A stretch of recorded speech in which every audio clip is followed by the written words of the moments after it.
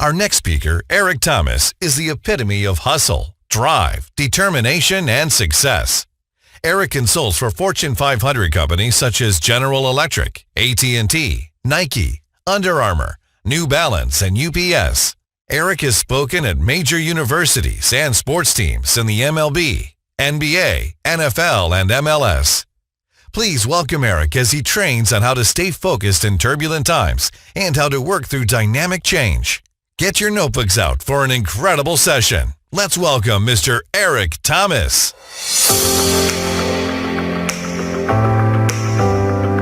What up, what up, what up, what up? It's your boy, E.T. Look, guys, I am super excited. Now, I need you to do me a favor, right? So I want this presentation to be different for you, right? So we're going to interact. Even though I can't be with you physically, like, we're still going to work together, right? So I need you to pull out a pen. I need you to pull out a pad, all right? All right, so here's what I want you to do for me. All right, let's just get started, all right? So the first thing I want you to do is I want you to write down the names of 2 or 3 people. Now, I'm not going to limit you, all right? But at least 2 or 3 people you love the most, all right? Write their names down. 2 or 3 people that you love the most. Like when you think about those people, you get super excited. You start to smile from ear to ear, right? You get motivated. You get excited. You'd be willing to do anything for this person, even die, right? This is for me, my Dee Dee, right? My wife. This is my Jalen, my son. This is my Jada, my daughter, right? This is my Vanessa, my mom, all right? So that's where I want you to start. I want you to just write down the name of those people that have your heart. They warm your heart, all right? I want you to write their names down. All right, now here's what I want you to do for me. Okay, and so I want you to write down whatever your dreams and your goals are, especially as it relates to them. You know, I was telling somebody recently as a high school dropout, somebody that was homeless and lived in abandoned buildings, that the drive you see now and the passion that you see, like I didn't always have that. I'll be honest. I don't know that while I might have been born with it, I sure didn't tap into it. But it was the year of 1995. It was July 20th. Right? I remember my son Jalen being born. And when I tell you guys, I had gotten my GED, went to college, got kicked out, was on academic probation. I went back, finished a 4-year degree, got the master's, the Ph.D. Jalen gave me a drive, right? My wife and I got my credit up. We bought our first home, our second home. We just purchased our third home. Jalen gave me that drive, guys.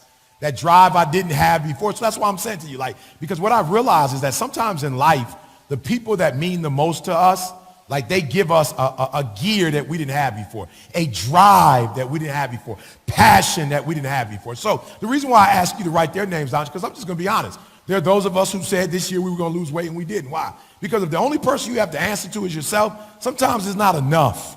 Like for real, you'll make a goal for yourself and sometimes you won't keep it. Like, but when you start saying, I'm going to do this for my son, or I'm going to do this for my daughter, it gives you a drive. It gives you energy. Like, it gives you a get up and go that you didn't have before. So again, I want you to write their names down. Then I want you to just write down the goals as it relates to this company. All right? As it relates to this company, what are the things that you could do for your family that you couldn't do if you didn't work here? Like, what are the things that you couldn't accomplish on your own? I want you to think about that. Why? Because I don't think you need a new job, or I don't think you need to do something outside of sales. That's not it. I think what you need, though, is a new perspective.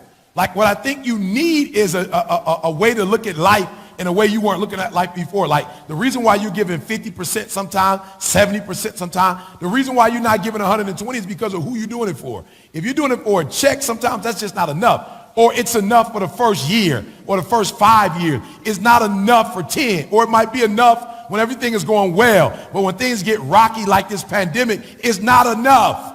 So I want you to write down who. And I want you to think about them day and night, in the morning, in the afternoon, at night. Instead of coffee, because coffee doesn't always give you that intrinsic value you need to do what you do. Instead of coffee, instead of a soda or pop, whatever you call it, instead of a Pepsi or a Coke, like I want you to be driven by your loved ones. Now, here's what I want you to ask yourself. What would happen if you didn't have this opportunity? What would happen if you weren't in sales? What would happen if you weren't doing this particular work in the medical field? What would happen to the ones you love? And now what would happen for them and to them if we gave 120%?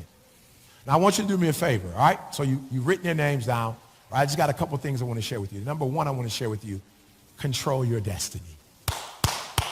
Come on, come on, come on. Look, the difference between giving 120, the difference in doing the same work you're doing right now, but not do it average, not do it good, but to be able to do it in a great way. The only difference is we're not being controlled, we're controlling. Okay, so what do you mean by that? So when you get to my level, right, I start doing TGIM. Thank God. What up, what up, what up? It's your boy E.T. Bring it from the bottom. Thank God it's Monday. Like I start doing that every Monday. Now, when did I start? I started in 2007, 2008 when we had a recession, right? I was actually in Michigan, now born in Chicago. But for the most part, I spent the majority of my life as a young man in Detroit. And so I don't know if you remember the first recession, but it hit Ford, GM, and Chrysler. So there were literally people in Michigan committing suicide. There were literally people in Michigan like having mental breakdowns, right? We were going through it in the state of Michigan. And I asked myself, as an American, as somebody that grew up in a country that there are so many opportunities, it's like, you got to do your part. And so I started going online, and listen to me, I control listen to me very closely, I control the pandemic at that time. I controlled it. Right? We were in a recession. I controlled it. Instead of thinking about it in a negative way, instead of talking to people about it in a negative way, instead of feeling like a victim, I was like, yo, control your destiny. You can get on every Monday and you can put out a positive message. And I started putting out a positive message, and people start responding to it. People were listening to it regularly. People who had failed a bar exam, pumped up, taking it again. People with cancer, listening to it through chemotherapy. People who were getting a divorce, got back. Like my video, I took control. And all of a sudden, putting up videos on YouTube for free, I became a YouTube sensation and eventually became the #1 motivational speaker in the world. Eventually started doing the NFL, the NBA, started doing corporate work, voiceovers, schools. Like I started getting endorsements from a different, are you hearing what I'm saying? I took control of my destiny. I need you to take control of your destiny. I need you to stop being a victim. I need you to stop looking at things from a negative perspective, and I need you to say, I will take control. I will not let something or someone take control of me. I will take control. I say it. I will take control. I will control my destiny. And I went from doing YouTube, which wasn't popular at the time. I went from doing free videos on YouTube to now being one of the #1 motivational speakers and #1 consulting company in the world, because I control my own narrative, because I control my destiny. Are you hearing what I'm saying? It is time for us. We already live in a great country. We already work. Come on, you work for a phenomenal organization. You do meaningful and phenomenal work. Are you hearing me? It's time to take control. All right, so here's the first thing I need you to do for me. Change your language. Change the language. Change the language. Stop saying pandemic. Pandemic was like in March. Like you can't say pandemic in March, in April, in May. Like you can't keep saying pandemic. Why? Because if you say pandemic, it has a negative connotation and you're going to get negative outcomes. Come on, come on, come on, come on. What you need to say, you say, what do I need to say? Well, I want you to, like, free will, make up your own thing, but I'm going to tell you what I said. After March, after April, I was like, okay, May, this thing don't like it's going nowhere. I can't watch CNN all day. I can't watch Fox all day. I can't watch CNBC all day, because all I keep hearing about, is this pandemic, and all I keep hearing about is this loss and this lack. And I keep seeing numbers of people who have coronavirus, and then those who died, and the numbers are going like 10,000, 20,000, 30,000, 40,000, 50,000, 60,000. Like, and at some point, it was just getting overwhelming, right? And so I had to come up with my own name for it, right? And so instead of saying pandemic, I said this is a pause on greatness and time to be phenomenal. I said I'm putting a pause on greatness. Something has come. I got to put a pause on greatness so I can get to phenomenal. What am I saying to you? I had to shift my perspective. And what I realized is that there are some areas that used to be great for me that no longer exist. That lane is no longer open. But we still live in America. There's still wealth in this country. There's still phenomenal resources in this company. There's still fiscal, material, and human resources. Like we have not lost. Everything is not lost. There is a shift. Oh, you missed what I said. There is a shift. And so the life that I once knew does not exist anymore. As the #1 motivational speaker in the world, I can't travel to Houston on plane. I can't travel to Dallas. I can't travel to Charlotte. I can't go to New Orleans. I can't go to Chicago. I can't go to New York. I can't go to San Antonio. I can't go to California. I can't go to San Diego. I can't go to LA. Are you hearing me? Greatness that I once knew was over, and it was time to put a pause on that and shift. Why? Because the resources or the way I used to do things, that methodology has to be shifted.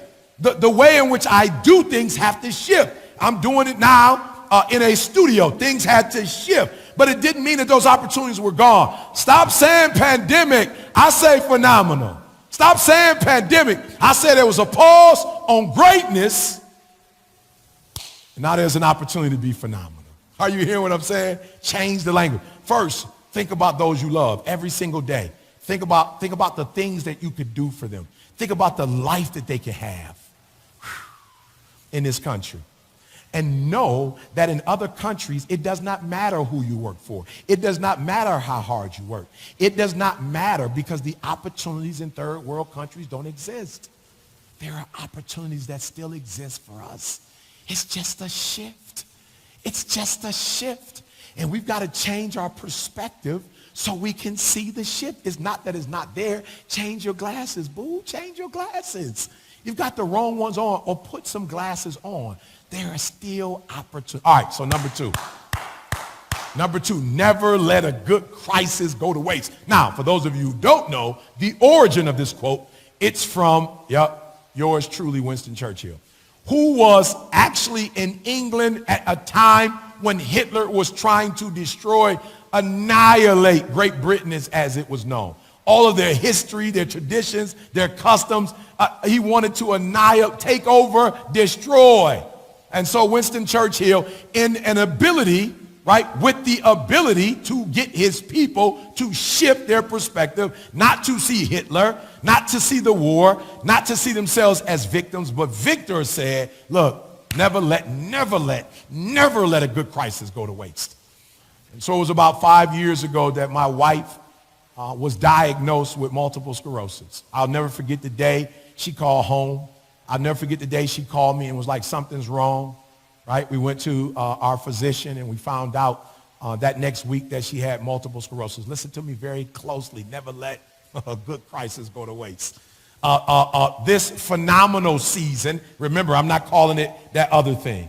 All right. This phenomenal season, although it's going to say goodbye to some things I once knew, and I have to pivot, I have to make some adjustments. There are great things all around me. And so guess what? And so I had to look at my wife being diagnosed with MS. I had to look at it as a good crisis. Why? Because if we looked at it in a negative way, let me just explain to you the two choices that I had, right? So the first choice, the physician began to explain to me that because she had 7 lesions on her brain, right, what that could do to her memory, short-term, long-term. What that could do to her cognitive functionality. Yeah, that's what she explained. What it could do to her spinal cord, meaning that, 1, she could be forgetful to the point that, okay, we won't go there. 2, with her spinal cord, that the messages from her brain would not travel to her spinal cord properly, right? And it means that she could be in a wheelchair. She could use the use of her arms or use the use of her legs, or it could alter her mobility. Come on, it could change her eyesight. Listen to me, guys. When I walked out the room, I had a choice. I had a choice to listen to that and believe that, or say, never let a good crisis go to waste. Never let a good crisis go to waste. We're going to actually take this chronic illness and we're going to use it to our advantage and not to our disadvantage. Oh, you're not hearing what I'm saying. Never let a good crisis go to waste. I'm not talking about a progressive, phenomenal season. I'm talking about somebody who was diagnosed factually with multiple sclerosis. So I looked at all of the opportunities, not the obstacles. I looked at all the strengths and not the weaknesses. I saw the good. Let's spend more time together. I saw the good. I'll go to every doctor's appointment. I'll go to every eye exam. I'll go to every MRI. Whatever you do, I'll do it. When you give yourself the injection in the left arm, in the right arm, Monday, Tuesday, Wednesday, Thursday, Friday, I'll be right there with you. Are you listening to what I'm saying? I'll squeeze your hand. I'll distract you when you have to give yourself the shot. Are you listening to what I'm saying? I looked at all the opportunities, not the obstacles. I looked at all the strengths and not the weaknesses. I looked at eventually you can leave your job, you can retire early, and you can come help me at the church. You can help me with the company. We can travel the world together. As a matter of fact, now that you don't have this 9 to 5, we can have a home in Michigan, and in the wintertime, we can have a home in California. I looked at all the opportunities and not the threats. I gave all my energy to the opportunity. I gave all my energy to the strengths. I did not give my energy to the weaknesses or the threats. And your problem is, all you talking about is the threats. All you talking about are the obstacles. I want you to do me a favor. Take a piece of paper right now. Write down the middle. Now do me a favor for those of you, you're negative Nancy's. If you want to write down all the negatives, go for it. But what I want you to do is look at all the possibilities. Yes, there has to be a shift perhaps in the way you sell. Yes, there has to be a shift in your methodology. Yes, there has to be a shift perhaps in your training and development. Yeah, but do you understand how many opportunities exist? Do you understand how many opportunities there? I need you to look at opportunity. I need you to look at strengths. All right, so I want to share something with you guys. So I had the opportunity, I told you, to move to California. We closed on our home, I think it was the month of June, right? Listen to me, do me a huge favor. Never let a good crisis go to waste. So when there is a crisis, you have to look at the good side of the crisis, and you got to get connected to the good, to the positive, to the opportunities, right? So we move into our home in California. Unfortunately, during that time frame, because of what was going on in the world, the service workers they were like weeks behind. And so we wanted to get Wi-Fi in the home. So I chose, because I work with a particular company, we brought that company by, but they were like, look, we won't be able to be there for about 3 weeks. Now, I had work to do for the NBA. Of course, they were going into the bubble. And I was fortunate enough to be one of the first speakers that addressed them when they went in the bubble, right? And so I needed my internet to work, right? So guys, so a friend of mine from that company sent me over a little box, and that box produced a little Wi-Fi, but it was choppy. I couldn't be all over the house, right? And I had to be in a certain little spot, right? And sometimes it was sketchy to go on and to go off, right? But finally the company came and they set me up. Now, this is what they told me. They told me, you do have Wi-Fi. You have a pretty large home, and so you're going to have to get extenders because the Wi-Fi won't necessarily travel in different parts of the room without that device. I need you to understand what I'm saying. He said, you need extenders, right? Because there's more space. And I said, okay, well, I heard I'm getting the fiber optic. He said, look, I got to be honest with you. The fiber optic doesn't work best when it's Wi-Fi. You at max, you'll get about 600, right? But he said, but listen to me. If you're able to connect it with an Ethernet cord, you'll get to 1,000. Oh, come on. Gigabytes. You'll get about 600, right? But when you connect that, 1,000. So watch this, guys. So I went to Best Buy, and I bought an Ethernet cord. Yep, I bought an Ethernet cord, right? And I connected the Ethernet cord, boom, to the router. And I took, boom, the other one, and I put it to the computer. Woo, woo, woo. When I tell you, woo, when I did the NBA, they were like, woo, that is Chris. I was outside, California sun. The sun reflecting. I had the speed. I had the clarity, right? Listen to what I'm saying. In a phenomenal season where there's a shift, you got to stay connected to the positive. You got to get up and meditate. You got to listen to Eric Thomas. You got to listen to Les Brown. You got to listen to Zig Ziglar. You got to listen to all the other. You got to connect with the people that see the good. You got to connect with the people that's coming to work, excited to work, pumped up to work. They see the opportunity. You got to stop hanging with the negative Nancy's. You got to stop hanging with the people at the job that only see the negative, and that's all they talk about, and they're bringing the energy down. You got to go in the room and you got to start hanging with people that see all the opportunities. You got to stay connected to the vision of the company. You got to stay connected to leadership, right? You can't have conversations that taking you in one direction. You got to get connected. I can only get to 1,000. I could only get the 1,000 if I was connected to the router. Who are you connected to? What are you connecting with? Who are you connected to? What are you connecting with? And when my wife got MS, all I saw was more time to exercise, more time to travel, more time to see the world, more time to spend with our children, more time at the church, more time at the company, more time together, more time to buy a home, more time to shop. I just saw more. I didn't see the wheelchair. I didn't see her losing her eyesight. I didn't see her losing the use of her limb. I didn't see the negative. What are the opportunities right now in the medical field? What are the opportunities in sales? What can you do now that you couldn't do 2 years ago? What can you do now that didn't exist 6 months ago? What can you do? What can you do? What are the opportunities? Okay, I got one more for you, but before we go there, in the confrontation between the stream and the rock, the stream always wins. Not through strength, but by perseverance. Do me a favor, set a goal in this time. Instead of watching the news, instead of listening to what other people say, set a goal. Get with leadership. What's the goal? Set a goal. Wake up every day. Put your energy on that goal. Listen to me. In the confrontation between the stream and the rock, a rock, y'all, that's huge. That's settled. Who wins? The stream wins. Why? Not through strength, but by perseverance. High school dropout, homeless, high school dropout, homeless, living in abandoned buildings, cars, eating out of trash cans, house to house. The stream wins. Why? I persevered. GED, 4-year degree. Took me 12 years. Master's degree, Ph.D. Persevere. We will get through this. This will not last forever. But the question is, if it lasts for 6 months, what are you doing in the 6 months? What are you doing every day? What are you doing every week? What are you doing every month? What are you doing? What are you doing from month to month?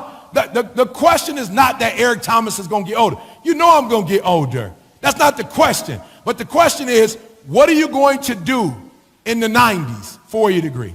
What are you going to do in the early 2000s? Master's degree. What are you going to do in the 2050, the Ph.D.? What are you going to do? Write books. What are you going to do? Put up videos. Listen to me. The stream, persevere. This will not last forever. But the question is, what will you produce? What will you produce in the midst of? And who will you be when it's over? And if all you're doing is looking at the weaknesses, if all you're doing is looking at the threats, if all you're doing is talking negative, instead of coming to work and getting with your team members, getting with your staff members, and working together, talking to leadership, getting goals, coming up with new strategies, reading books, listening to podcasts, exercising, mental exercise, physical exercise, looking at the data, analyzing the data, being a critical thinker and looking at these times and saying, how can we pivot? What can we switch? What can we do better? What can we do different? We can persevere. This isn't our first pandemic. This is the first challenge we've had as a country, and it won't be the last. The question is not about this particular season. The question is, how will you respond? Who are you? Everybody want to be a beast. Everybody want to be a beast until it's time to do what real beasts do. Everybody want to dream. Everybody want to go. But listen to me. It's not until you want to succeed as bad as you want to breathe that you'll be successful. You've got to want, even in this current circumstance and situation, while people are contracting the virus, while people are dying, even in the midst of this, you still get to make decisions. You still get to make choices. Even in the midst of this, will you persevere? Will you get through? Take your pain and use your pain to push you to greatness. Don't use your pain to be negative. Don't use your pain to be destructive. Use your pain to take yourself and this company to the next level. In the confrontation between the stream and the rock, yes, there's confrontation. Yes, there's a rock, but you beat that rock up every single day. You show up every single day, and you beat that rock a little here, a little there. Remember, small steps, great distances. Small steps, great distances. You beat that rock, and the stream always wins. Why? Not through strength, but by perseverance. Come on. I want you to stop and say, I will persevere. Come on. I will persevere. Come on. I will persevere. I will not get on the other side. I will be bigger, better, stronger, with broader shoulders. I will be bigger, better, bolder, with broader shoulders. Are you hearing me? I'll be bigger, I'll be better, I'll be broader, with broader shoulders. Guys, are you hearing what I'm saying? We're not only trying to get on the other side, we're trying to be better on the other side. I will persevere. I will stand strong. I will survive. I can, I will, I must. I can, I will, I must. I can, I will, I must. I can because I have the ability to. I will because I'm strong enough. I must because somebody's counting on me. One more time. I can because I have the ability to. I will because I'm stronger than this rock. And I will persevere. I must because somebody's counting on me. Are you hearing me? Somebody's counting on me. And finally, guys, execute. Listen to me. In the midst of everything that's going on, what's the goal? What's the 2020 goal? Execute, execute, execute, and in the midst of adversity, execute. Come on, guys. We got paid and we get paid. We got an interview and we got hired. We got trained and we went out. And we didn't just get trained to be able to do it when everything was going well. We are professionals. I train my teachers all the time. And I say to my teachers, listen to me very closely. I'm not training you to only be able to do well in the classroom. There's nothing about the classroom that's magical. There's nothing about this building that's magical. There's nothing about these books that's magical. What's magical is the exchange between a student and a teacher. And I am a professional teacher. My degrees, I was trained to be an educator. I don't care if it's raining. I don't care if it's storming. I don't care if it's a tornado, a hurricane. I don't care if we're in the building, not in the building. I don't care if we're online, offline. I don't care if we're on the phone. I don't care if we're in the alley, if we're in the store. I am a professional. And I will execute, execute, execute. And in the midst of adversity, I will execute. You are a professional. You're a professional. You were made to sail during these times. You were made to sail. You were made to thrive during these times. Everybody loves the sun. But can you stand the rain? This is what we were trained to do. This is what we were born to do. This is our time. Fourth quarter. Come on, fourth quarter down by 6 points. This is what every quarterback has dreamed of, what every running back has dreamed of, what every wide receiver, what every defender to pick up the ball and run it for a touchdown. The ninth inning, 2 outs, 3 balls, 2 strikes. You're on the plate. It's bases loaded. You're down by 3. This is what every baseball player has dreamed of, hitting a home run and knocking it out the park. This is what you were made for. This is what you were trained for, prepared for. This is your season. This is the time for leaders. This is the time for leaders. This is the time for leaders. This is the time for pros. This is the time for pros. This is the time for pros. This is the time for greats. This is where legacy is created. Legacy is drafted. This is where history is made. Execute, execute, execute. In the midst of adversity, stand up and execute. This country needs you. Don't you dare withdraw. Don't you dare surrender. Don't you dare give up. Your family needs you. Your spouse needs you. My wife needs me now more than she ever needed me before. This is not the time to look at adversity and shrink. As I looked at my wife in that hospital room and we walked out, all I could think of was in sickness and in health. And for 25 years, she was in health. Maybe the next 25 is in sickness. I signed up for it. This is what I signed up for. Anybody can love people when they're well. Everybody can, in sickness and in health. Everybody can love folks when they're in health. But now that she has a chronic illness, however she needs me, this is my time to show up. Lights, camera, action. This is my time to show up. It's not my time to shrink. This is not my time to get a separation or a divorce. This is not my time to be fearful or afraid. This is my time to step up to the plate. It's your time to step up to the plate. America needs us more than they've ever needed us before.